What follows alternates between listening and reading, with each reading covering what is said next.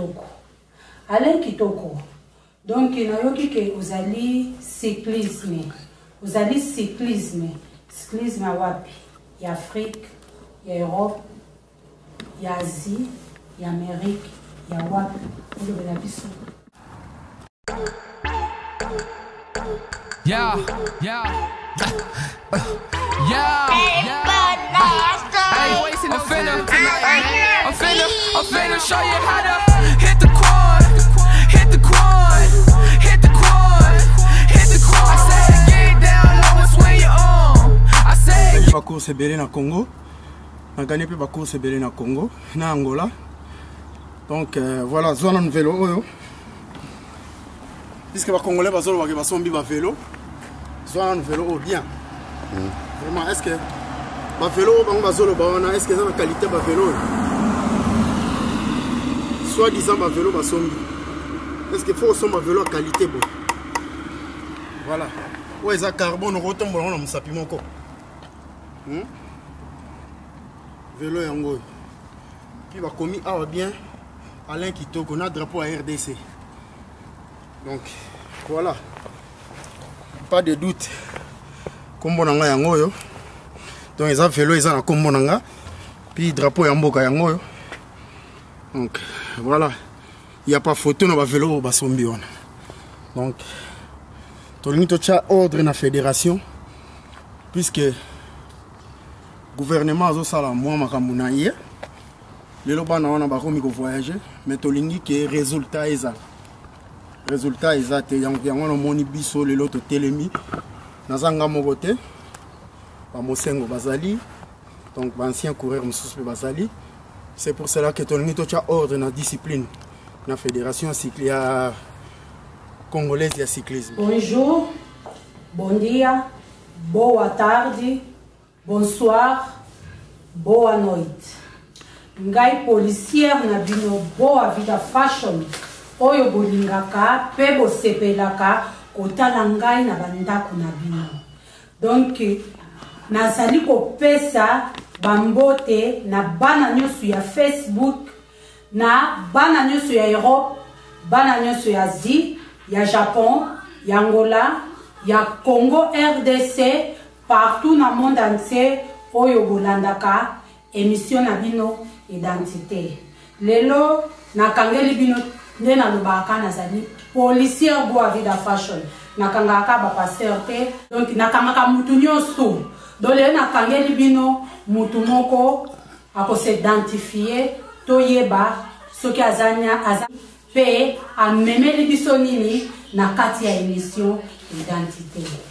Bonjour. Bonjour. OK. Ah oyo ezali émission identité. Papa, pourquoi s'identifier? Oui, c'est identifié. Mon champion de vélo en Afrique, en Congo, précisément, en Botami, et puis en Angola. Donc j'ai marqué les empreintes partout en Afrique, quoi. Donc, donc, Alain Kitoko. Donc, ça parmi la décennie où il est qui, champion oyo format qui na Congo. Donc pour le cyclisme quoi. Donc bamourenios oyo balingaka sport, oyo balingaka cyclisme. Donc il est l'autre yambeli bino Alain Kitoko. Alain Kitoko. Donc, il y a vous allez cyclisme. Vous allez cyclisme. Cyclisme à Wapi. Il y a Afrique, il y a Europe, il y a Asie, il y a Amérique, il y a Wapi. Vous avez la vision. Maman, je voulais c'est quand on lobby. Donc, j'ai commencé par d'abord chez moi au Congo. J'ai une carrière à Kinshasa, précisément. Et puis, mandenge nazalaki junior, mandenge naye komata na komi senior. Donc nyonso carrière na bandi yango na Congo. Et ndenge kaka ezalaka omoni ke niveau ekoli. Donc voilà. naye kokende mpe na Angola nasali carrière nanga na Angola natindenge mpe naye na Angola na découvrir bacontinent mpe mosusu kaka ndenge olobi baasie donc nakomati Japon et nazongi lelo naza na Europe awa donc voilà j'ai parcouru quand même quelques continents pour un vélo. Alain Kitoko, Tony Mosi au garde-robe de Switzerland, à Lobina Tunayo. Est-ce que na combo ya Alain Kitoko batuke ba yebio na Congo otoka ozaka Alain Kitoko posa la Alain Kitoko? Donc, en banda liboso, les alliés combo ya famille nangai. Biso vele za ya famille. Et bandi nangate. Donc, atubaye bi série ya kuri ba guti ba mayele izara na courir mo ko mona ya kitoko. Donc wana no bona ngai. Ye mutu a formé ngai. Et puis ngai ba formé ngai na ba l'équipe oye azalaki ko formé un certain Tabou Babalo. Et puis à l'époque na biso na kini pe na ba viwana na yo chance au kima na bango puisque bazalaki ba coureur expérimenté. Donc une expérience oyo azalaki nango à transmettre na ngai nga pe na transmettre na l'équipe na. Donc champion actuel ya Congo. Donc l'équipe na mona suka na biso ali du moment na. Donc les histoires à famille. Donc peut-être l'équipe na pa retransmettre na bana na ye pour tout ça sur na l'équipe yem azala bana kuna bon nga na éviter na zapi na mwana mobali awa na poto mais na éviter so bien un jour avant ndima osala vélo bon awa na to obligé à bana te nyakati yote bongo l'équipe na wana waza champion comment ne nani ye kombo na ye pe kitoko Popol Kitoko donc alandi lokolanga donc voilà ndenge yaya azalaki champion ye pas champion. Donc yo bima champion wa na Congo na Angola wapi yo bima champion palmarès na meza plein na Congo ceux qui ba archive belé la fédération et puis ba journal à l'Efar ba journal à Salongo ils belé. Donc otika vraiment combo batu ba yebi penza ke Alain Kitoko ceux qui mutalobi atuna ta wapi bobi ke boyebi Alain Kitoko moko boye abimaka champion na Congo donc na RDC batu baza pe aba olobake otika pe combo. Bon bref à l'appui ça fait 10 ans que nous vivons en Suisse. Batu ba yebi nga donc à partir de la presse na biso ya Congo tant na utaki Angola na yaki bref année que presse aux alentours il y a trophée na utaki na Angola na yaki na mona leki na RTNC on a eu beaucoup d'immense il y a ba journalistes bazo lukangai na Congo pour na représenter ba trophée wana par-ci par-là donc mutati la ba trophée wana ezali noko na match alors ça émission musuna sima na zali suna tante puisque fallait na zonga na Angola donc voilà la référence est belé. Tu vas voir que bang même que toucher ngai, on va éviter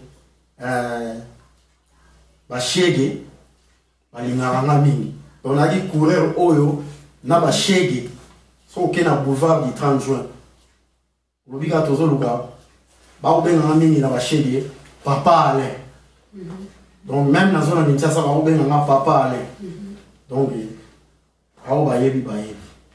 Champion ya mokite ya munene donc bili les ana RTNC so mutache tembe donc so boy ne bana kini ba mu bazoloba oboyo sali mokili nayo voilà do ba épreuve c'est quoi ba tu bazolanda biso monde entier ba yoki ba bi Alain Kitoko donc ba épreuve osana ba épreuve moko ba photo ba image ekolobake Alain Kitoko azali 100 fois champion na Angola, na Congo, Congo Brazzaville, Congo RDC, donc Asie, Europe mobimba.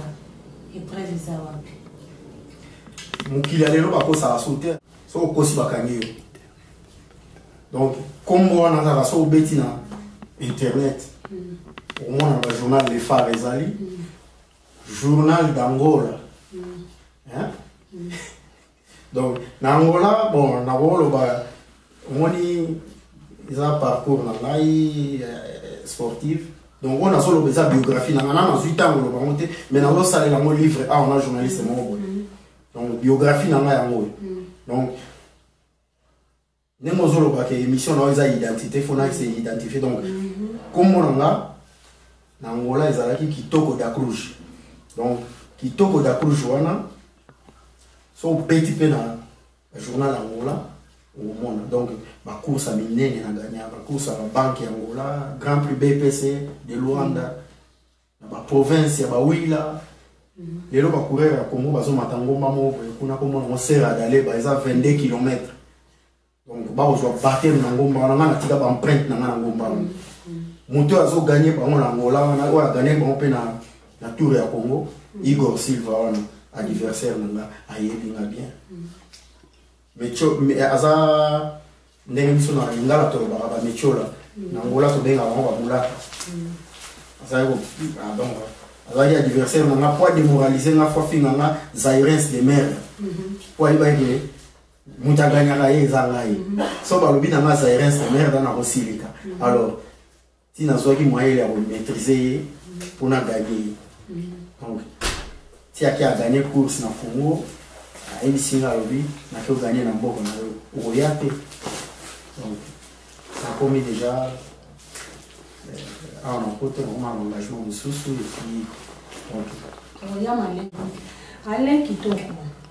Yo lobby, vous allez Alain Kitoko. Pourquoi en Angola, na yo ke uti ko basiko Alain Kitoko da Cruz. Da Cruz wana ebimeli wapi? Batu bayebi ngai nakola na kombo ya Papa Alain, puisque normalement, vrai combo nangai, on a collé dans mon Kinshasa, tous la famille Kitoko. Famille Kitoko, c'est la famille à maman nanga, puisque tous la matériel quand des balles barana. Donc tout là la combo ya maman, puisque maman Zali était mariée, na papa, mais vous voyez tous la bantu. Bantu combo ya maman ningi na sima ya maman, donc ma camarade peut aller faire ça na poto awa donc on est comme la famille maman nanga et maman mingi liboso mais papa nanga azalaka ko sala na mundele wana azalaka papa nanga azalaki bato bayebi papa nanga bayebi donc tobotama tokola nazo na Kinshasa na botami pe na mwana botami na Kinshasa et puis comme on a na naissance, prénom, ils ont dit Alain de la Croix. Donc, on dit là, on a dit ça papa nanga qui na ozala, ndenge papa nanga lingela ki. Donc, il y a comme on a, il y a beaucoup ça, il y a beaucoup la sigo. Le rôle na kimani na équipe nationale ya Congo. Na Congo ya Alain Kitoko. Quand on a commis en Angola, fédération na biso ya Angola et obi na ngai puisque maman nga angolaise. Botami na deux pays wana. Botami na Kinshasa, na Koli, na Congo, makamnyosto. Autant na yo mona na cyclisme na Congo ils ont marché té. Maki lokola bana étiquette na vélo, sport et comme na basket, na football. Donc ça moi judo muke bazai pe voyager. Les loba na ona bazui chance ya voyager mingi. En tout cas je féliciter le gouvernement du Congo, ministère, plutôt le ministère du sport. Il y a effort, les lobes sali. Et on a les lobes commis, on voyager mingi. On attend, on a une chance de voyager mingi. Mais, malgré qu'on voyager, donc on a le tourisme. Vélo est dans ma cour. Ndenge biso ba oyo to alaiki so na bimi na lati mayo bwena bi na keko gagner ngana za ko annoncer ba na wa annoncer ba victoire na même na quartier na ba to ba yebi ba camarade na na kola na bango na entraînement même na zo so na bi dimanche na o gagner peto ye dimanche na gagner na zaki courir au ba benga azana rage donc na botama na rage ya vainqueur on rêve donc na botama na ngo son a lati d'équipement nazaki son a lati d'équipement équipement na zone banabi n'a que gagner. Et puis les aïeux ça donc preuve aneti a rapporté on a sali pendant voilà malgré la passé professionnel la commande déjà mon colo mais dans la compétition on a sali pendant 5 ans au niveau mindele bazol bababi bon les lots tout comme la érythréen va premier niveau mususu va passer professionnel à niveau licolo on a passé professionnel à niveau amateur mais en Suisse on a tchaki mindele d'accord donc voilà. Alain Kitoko na kini aux trophées Malaboni. Bon, na eu c'était la victoire na musu na gagné na zo ba première victoire na gagné mutauti ko rappeler nga yango eza président mo bazali ko aider biso tozaki na niveau ouais tant na junior wana na bobosa na moté mais a rappeler nga eloko mo boye na lela première victoire na yeba bango bien sûr na lela ezali na grand prix ASK na ma campagne tout comme na mikolo na Facebook tant lobi na mama kambwana et ça le rôle nostalgie na kanisi effort na mona na passe na vélo donc et futa ngai donc première victoire na yeba yango na junior mais grand victoire na Congo eza ba course na gagné à l'étranger na maillot équipe nationale na Congo Brazzaville 3 jours il y a Brazzaville donc grand prix Kogelo na gagné lundi et vendredi samedi dimanche donc na tika ba congolais na qu'est-ce que c'est à part wana na gagné la course sous ces ya Congo va organiser chaque na date na mois de septembre donc ils ont toujours grand prix vélo Beltexco Kinga donc na remporté un 3 fois les qui n'ont appelé à gagner à nous donc félicitations par Azali. Dieu dit benga 5 cas de silence à l'obina tunayo Nangola combien de trophées pe yo gagné Malaboni ou yo bimi champion Nangola bon Nangola dès que on bien wa na tika empreinte champion nango na gagné na Kabinda na province ya Kabinda zali course moko zali ba Camerounais bayaki ba Gabonais bayaki zali course internationale na Kabinda patrocinador nango donc zali gouvernement ya Angola donc premier prix nango na zoka voiture Toyota donc voilà na ba champion oyo le kadato ba Congo na Angola wapi oyo sepela na ko ndeni ko loba ko bima champion to ko kimambango elo wapi o e marka yo mingi na bango mibale Angola na Congo bon maman bienvenue mon nazolo banalo moni sport eza art moko monene donc nazawa bapays wana mibale otangi eza lokola so ozoki na monoko makila mosusu babwakaka mosusu bamelaka donc début ya carrière na ngai eza na Congo lumière oyo nga na moni na cyclisme mbala liboso na simba $5000 mbongo na simba yango na voyage donc nayebaka te na vie na ngai un jour na kosimba mbongo minene donc na Congo eza lokola na mpe na Congo eza centre de formation soki olingi oyekola osala eloko okende liboso donc kotya mbongo te liboso donc oyo nga nayekolaki na Congo nakei koexploite yango na Angola et puis na Angola voilà Angola motelemi ntina koma lelo na poto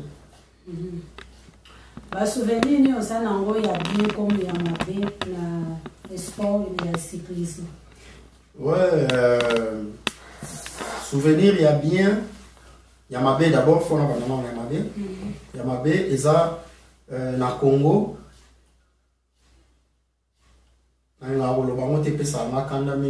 président ya comité olympique congolais nayebi bien so nazoloba boye aza place soki aza envie nzambe abatela epai ya li atia bana baneve na ye bavoyage na place na biso bakenda na jeux olympique ya Athènes na Grèce.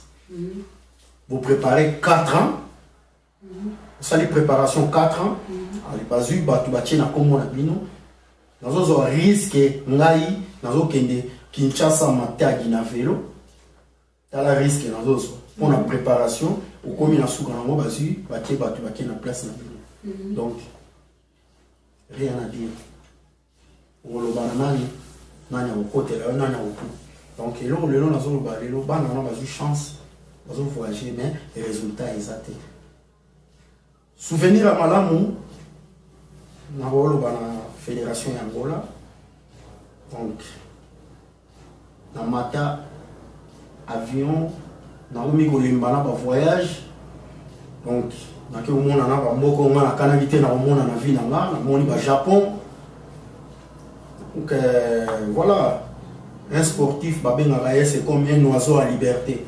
Donc, azo voyager, azo pumoué partout où il y a accueilli, azongi, donc aza calme. Liberté, on a retrouvé en Angola.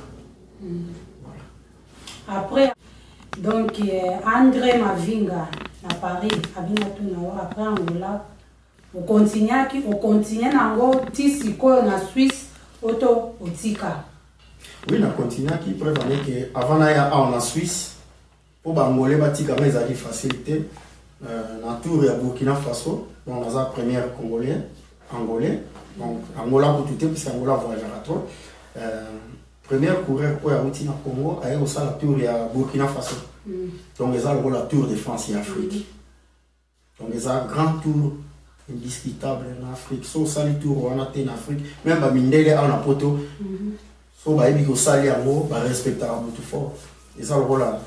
La mindele pe ba mingi ba uta awa so ko asali yango ba ba ke azu expérience moko na Afrique. Donc voilà.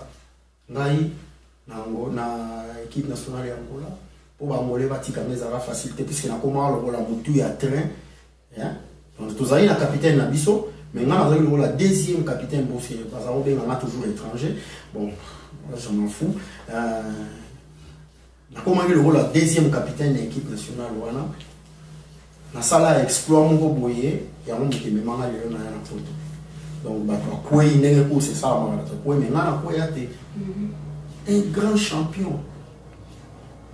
Ya mboka ya Belgique. Azala entraîneur ya équipe moko ya Zimbabwe. Journaliste moko italien.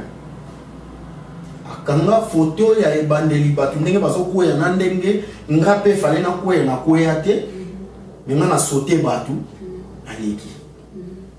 Na monita to komi na restaurant era olia. Bato bazo sala briefing na mopanzi, bazo loba. Ba opposer na ba question na ba journaliste ya Micheline Pongolo, première dame ya base. Alobi na tuna na Alain Kitoko. Idée na yo eza nini? Bon, idée na nga eza englobé na mabele. Lelo so lelo velo ezoni lelo na Kinshasa. Bazo lobela bisote. So lelo velo ezoni na Kinshasa bazo lobela bisote. Ngai na cousin na o Richard Mona ona lobia. To sala équipe mi balé na Kinshasa. Ya zuba coureur 5 na zo di 6 coureurs. Donc idée za nini, stratégie za ki tout ça l'équipe mi balé équipe na contre équipe na nga. So na zolo ba bazana ni tsa na ba yebi ba bazana ngapi na Suisse ba yebi na zo ba vélo occasion na équipe na nga équipe est formée nga ezali équipe na nga ya club na nga vélo club de Rox na zo ba vélo ya occasion awa na tinda na Congo na salisi ba maillot awa na tindi na Congo vélo club de Kinshasa. Commissaire des zones à commune à Kinshasa. J'ai sali en passant. Et c'est les maires. Hein? Commissaire des zones à ville à Kinshasa. Comme on a eu Sapou Kalimasi. Yem Tazaraki, président d'honneur de la fédération. Il y a cyclisme, il y a vélo club de Kinshasa.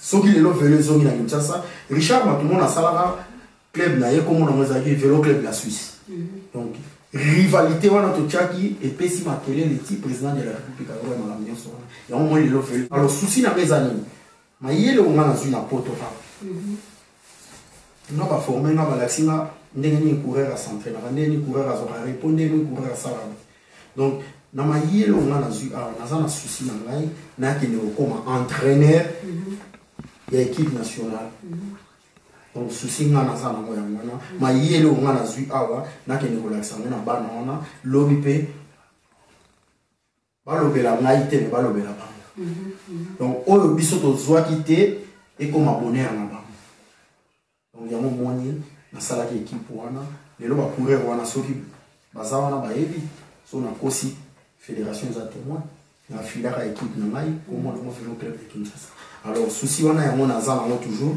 na za na besoin lobby to on postuler pe na place entraîneur wana na zo fédération na tambusa yango et que les bosso voilà ba idée ya mona ya venir Odette Fred na Londres mana Londres ya London City alobi na tuna ba projet nini ozanango na futur bon futur ezara net ozolo lelo vélo eza sport moko na koloba eza trop violent donc eza faut ozala énergie ya mingi faut ko magasiner ebele donc futur eza faut que nous relaxa bana wana ndenge nini ba s'entraînaka ndenge nini place boye ko utiliser vitesse na yo donc voilà donc ils ont un projet venir à venir belé pour le cyclisme à Congo donc souci nanga ezali d'abord na kende na kota la noyo wana na ebi nini suite l'avenir du cyclisme congolais quoi. Donc le projet ils ont ébélé pour changer méthode de cyclisme la compétition ma kambe belé donc au mingi na zui awa na poto na ko pesa ngo bango ba ke na vraiment musika yeah